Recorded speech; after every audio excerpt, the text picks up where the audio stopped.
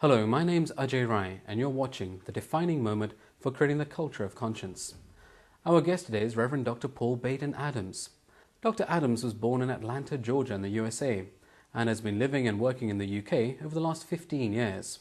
He is a minister of religion, as well as being the executive director of MCSAS, the Multicultural Sports Aid Service, which is looking to eradicate gang, gun and knife crime at its grassroots. Reverend Adams, thank you for joining us on The Defining Moment. Thank you very much, sir.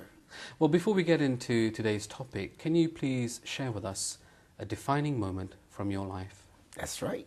Defining moment of my life. That's where the whole thing started.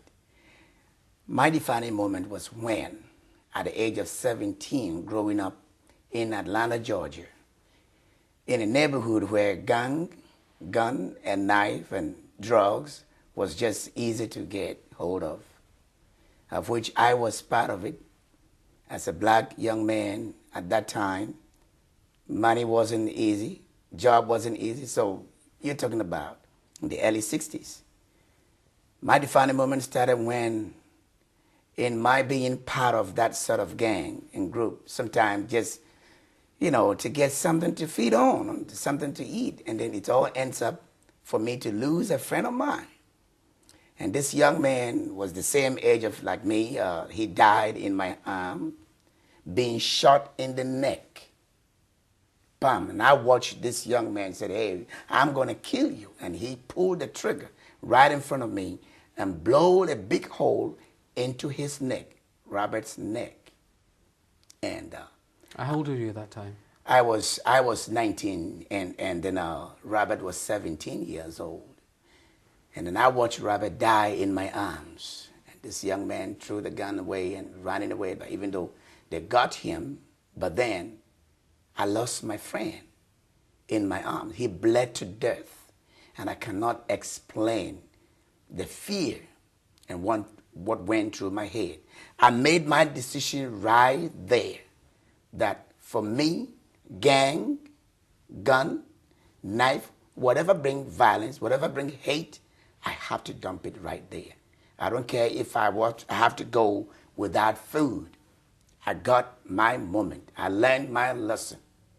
And that was my defining time to say, this is the end of me. I'm never, ever going to encourage any sort of thing. And at that time, I made up my mind. I would go to church, because my folks were all preachers. I would go to church. I used to hide from going to church. But since then, I started confessing my sins. I started telling everybody how sorry I was. I lost my friend, and I watched him dead. So my life was turned around since that moment to the time I am 52 years old now. Things have changed in my life. So that is my moment. Well, thank you for sharing that powerful story with us. Let's move on to today's topic, which is exposing gang culture at its roots. So based on all these years of experience, what would you say, in your personal opinion, are the roots of gang culture? The roots of it is from the family. Family breakdowns. I don't mean breakdowns of marriage breakdown or anything. The misunderstanding of couples who agreed to bring up a child and then educate them. It might be the differences of misunderstanding between the two, one chastising and the other one said, "No, you've been too heavy-handed." And then children always pick on that and then hang on to the other side. So in this case, the child, the question is, he's going to pick up one who likes to be defending that particular child and hang on to that. If that is being too hard, they will go to mama, and mama being too softy, they're going to be on there so that father will have no power. His word will have no power. That's another way of family breakdowns. And this child will never have a discipline, because if father chastises it, mother comes and says, "That is wrong." That's a family breakdown, and this need to stop. Well, I mean, family breakdown, we can see, is a cause behind all kinds of ills that we are now seeing in society. Yes. But can you be perhaps a bit more specific? I mean, what exactly is it? Is it the lack of father figures? Is it because there's much more, teenage pregnancy? What's really kind of, if you want to just pinpoint something for us? people may disagree what I'm saying, that sometimes father figures help because it takes two to tango. So if a father and a mother agrees to make up a baby, I believe, in my understanding, that two of them should also agree to bring them up. So if it comes to a time that you have to depend on one set of the family to do that, how possible will that be? Some part of the discipline would not be able to pass through to go to the young fella, because the attitude of a father and the caringness of a father and the protection of a father, if it's not there, the child lacks of something very, very much into his life. And mothers are there to hold us. I love my mother so much. But when my father comes in, that is, when I do something bad and my mother said, stop it, and if I don't stop, they say, well, your father is coming and I'm going to tell your father, oh my God, then that is the end of it. That put a stop to it. And that is why such breakdown shouldn't happen. They should always be there in any other question. They should be there, put together, for the sake of the coming up of the young person, so that any different life can penetrate into their lives. This is important.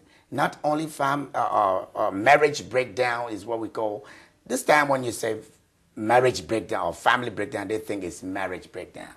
If you don't agree to stay together, yes, fine, but agree to bring up that particular child that you both agreed. Don't walk away, young man. Come into the life. Well, if family breakdown as such is the root of gang culture, well, how is society supposed to substitute for all these broken families? The question is, how does society handle the situation? Society, they have learned to push this blame onto, like this young mother I'm talking about, like any other else. Society keep pushing everything into people's hands. And how do we solve this? What we have to do is society has to agree together, come together and find a solution. Hear from the youngsters themselves from their mouth. What can we do to help you? We have failed you. We need to come first. Society needs to come first to tell them, we have failed you. Mother, father, the society itself, the establishment itself, we need to tell them, we're sorry, we have failed you. In the 60s, everybody go out to have fun. It was dancing on the street. Everybody go in there, you know what I mean? Those times, those days. You just go out there, have sex, don't care when the children comes in. They have no job, they have nothing, but you go out there to have fun. In making fun came the child. Whose care, who's responsible is that? One night stand, a baby come out. Who is to be responsible? The young lady. Of course, most of them did abortion, but hundreds and thousands of them that today are young people making babies. This is what is coming to us. What we did in the early 60s is now haunting us, but we need to wake up. If not, this gun culture, this crime is it's like a virus. It's eaten up. And when it gets out of the street, it will be like the Hollywood movies that we see. Because they play games and they only know what is happening there and they go out there to practice it. This is very serious. And I want everybody to get involved so that the politicians don't throw money away. But we see money get wasted. Crime, they can beat around and say, percentage of crime dropped. No, it hasn't dropped. It is going to get worse. So with this situation, if we have young people being conditioned not so much by their fathers, because in some cases they're not there, but also mothers who are basically stretched to their limits. What's actually encouraging young people to carry guns or to carry knives? Is it just their egos, or is there actually a real sense that they're in danger? Some are ego, yes. Some want to just show off because they want to prove tough. So they put the thing in there, but maybe they don't have idea. They don't want to harm nobody. But it will come to a critical point that they need to use it. That was for ego, and it turns out to be wrong.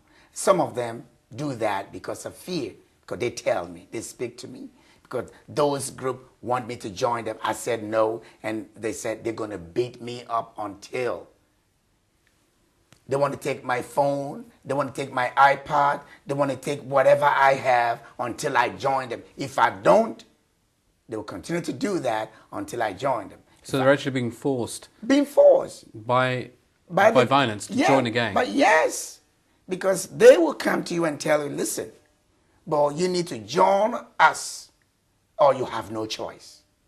Some of them do that in fear. So it's all right. I lift up my hand. I joined it.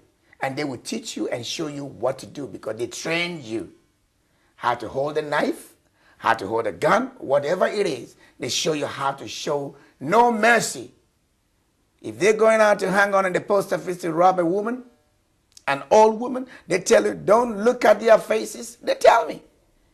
They train you to go and do that, terrorize them. Get the money. We need the money for the drugs. We need the money for the iPod. We need the money for the new phones. Because they don't have a father that gave them. They don't have a mother that said, don't do that. No teacher in the school can take responsibility for that. No. We often throw it. Society can blame everybody. But listen, society needs to stand up and take the blame back. We need to come together because these young people who born these children, thank God they didn't sit on them and kill them. But they are growing up. They need help. Single mothers all around. We have to stop pointing fingers. It has happened already. The child is born. Why don't we help them? Throwing money at them is not the only answer. Educate them. Create education for them. Find a place. Government can say, oh yeah, we have this, we have that. But it needs to be re-looked again. Sometimes government and society, that organization that give money away, is to whom you know.